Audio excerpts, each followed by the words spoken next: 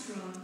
Our next speaker is from the CWU, from the London area, is the London Divisional Secretary. And as we all know, the post workers have been in a very intense period of dispute.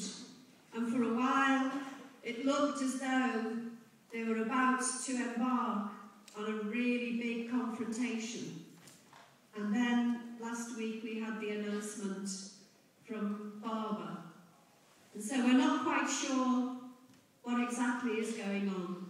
So I'm sure we'll all be interested to hear John's take on the current CWU dispute. John Denton.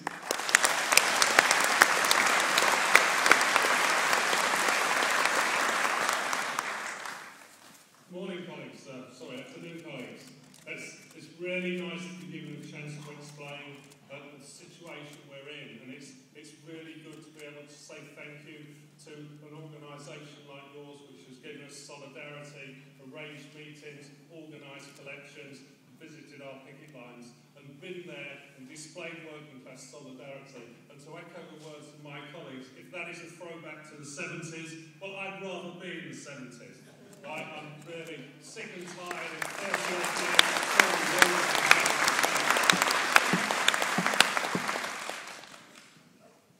We went into this dispute with a background: our pay's frozen, our pension scheme closed last year, Mandelson's proposals for privatisation, Mandelson's proposals to try and sort out the regulator, try and sort out pricing in Royal Mail.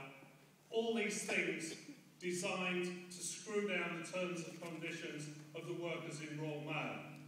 And we make no apologies at all if there's any effect on any of you as customers. Right, there has to come a time when enough is enough. And enough was enough in London during April and May this year.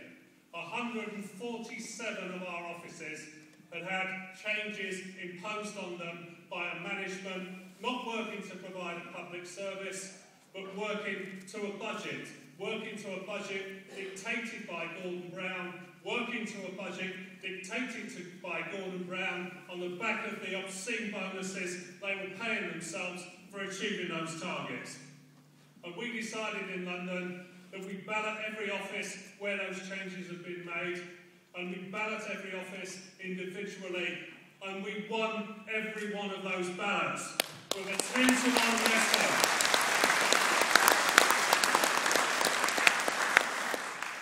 And we've been taking strike action in London since June. 18 days of strike action. Our members have lost over £2,000 in wages. Right, but that doesn't mean we're not prepared to fight, and we're not prepared to fight on. This national dispute was on the back of Royal Mail making changes to our members' terms and conditions.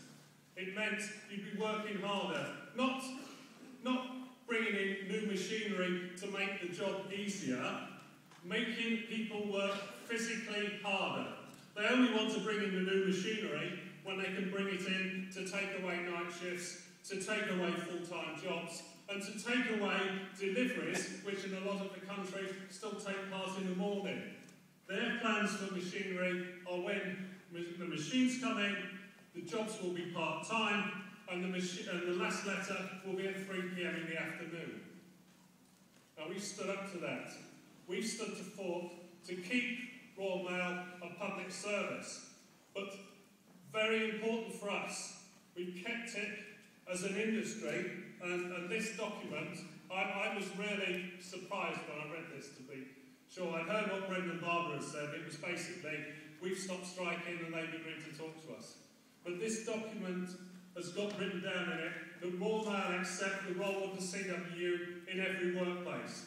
They accept the role of the CWU at every level in Royal Mail. And they accept the role of the CWU to negotiate change and not have change imposed upon us. Like, that's a massive achievement, right? And it's only right that we now, with an independent chairman for those negotiations, so there's none of this running about, and and issuing statements conflicting. I came home Friday night. I got a letter from Royal Mail saying, could you please tell us what the dispute's about?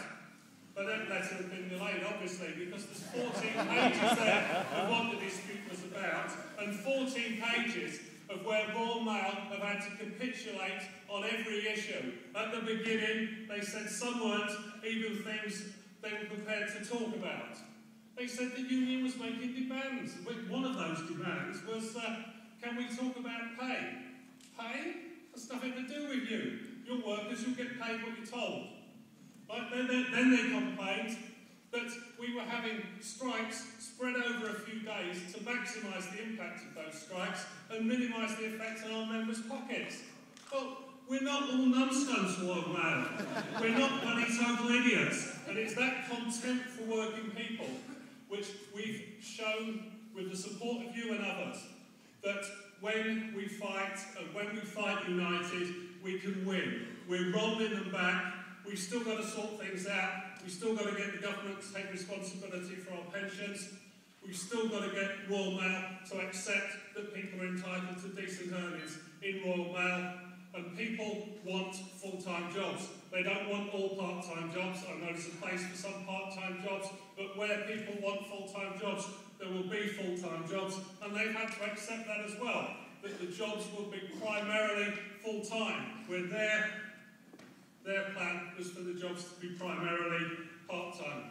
Well, thanks for listening to me. I just want to say this is a significant step forward, and if we don't make progress in those talks, the strikes are still live nationally, the strike ballots are still live in all the 147 offices in the London division. And if we're not making progress, and Royal Mail have just signed up to this so they can have a quiet Christmas, they better think again. Because we'll be back, and we'll be back time and time again until we get justice for our members and a public service for you, the public. Thanks very much.